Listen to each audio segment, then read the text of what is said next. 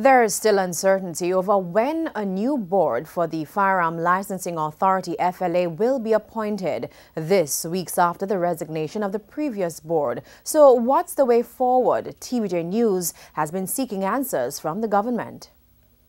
Week 3 since the resignation of the Firearm Licensing Authority FLA board. It's also 3 weeks since the suspension of the issuing of firearm licenses. When the announcement was made on August 2, it was revealed that the suspension would be for 7 days. Checks by our news center reveal that it's still in effect, while the scaling down of some services at the FLA remain in place. And so we sought answers Tuesday from the Minister of National Security, Robert Montague. He was, however, in no mood to talk after a domestic violence training graduation at the Andrews Seventh-day Adventist Church in St. Andrew.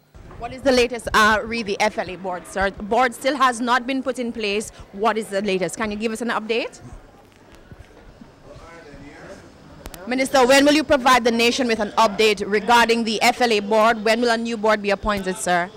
The previous board called it quits following the controversy surrounding the issuing of licenses to people of questionable character. Some of the applicants were found to be involved in lottery scamming, murders, and gun running.